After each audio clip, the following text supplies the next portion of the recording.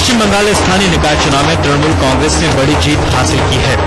कोलकाता नगर निगम यानी केएमसी के कुल 141 वार्डों में टीएमसी ने 95, लेफ्ट ने 33, कांग्रेस ने 10 और बीजेपी ने 3 वार्डों पर कब्जा किया।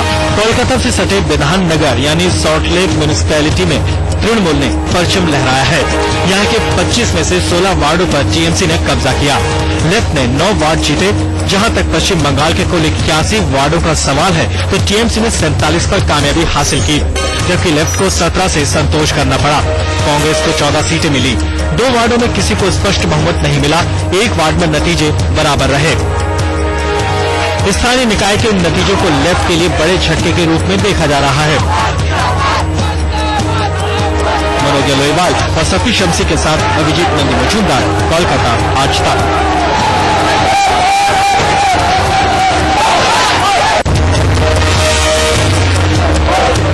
तृणमूल कांग्रेस के मुखिया ममता बनर्जी ने पश्चिम बंगाल में तुरंत चुनाव कराने की मांग की है।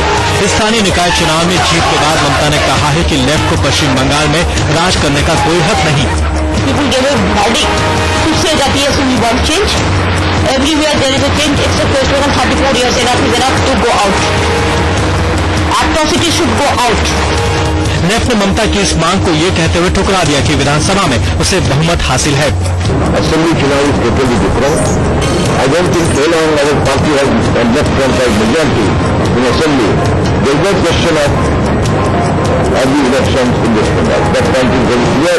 Mamata Banerjee noted we like to vote for 1 year to assess our strength in assembly. खैर, चुनाव भले ही अगले साल हो, लेकिन लेफ्ट के लिए पश्चिम बंगाल में संकेत ठीक नहीं है। कोलकाता से अभिजीत नंदी मजूमदार के साथ आज तक ब्यूरो।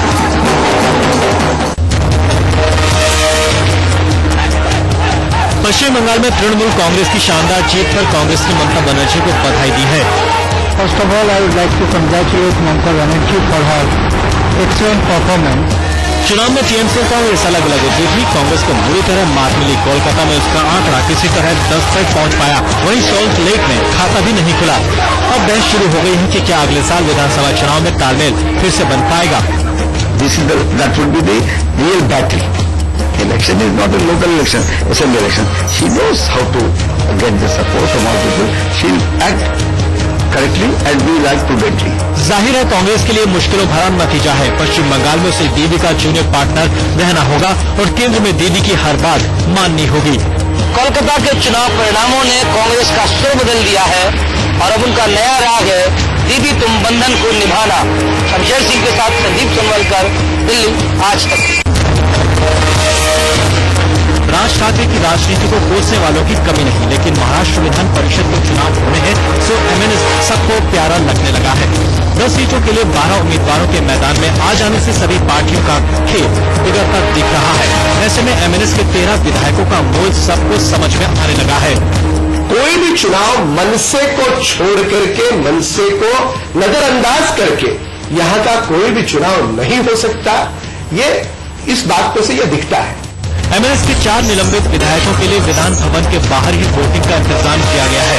आलम यह है कि शिवसेना तक एमएनएस से मदद देने से इनकार नहीं कर रही। चुनाव की राजनीति यही होती है, जो भी करना पड़ता है जीतने के लिए करना पड़ता है।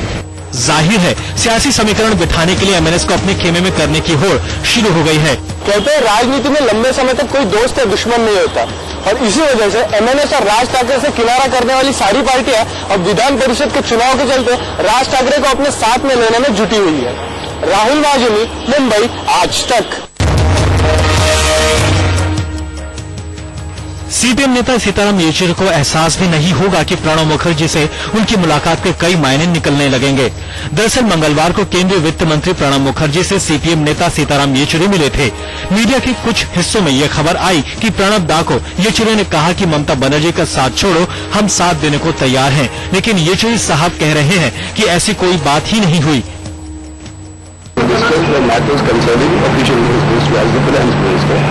A lot of issues that needed to be settled with him as a finance minister. Those were the issues. So absolutely nothing at all of the speculation that is being generated in the papers, in sections of the media. अमेरिकी परमाणु समझौते के बाद से ही CPM ने कांग्रेस से किनारा कर लिया था। ऐसे में इस मुलाकात का सियासी मतलब निकाला जाना लाजमी था। शमशेर सिंह, दिल्ली, आज तक।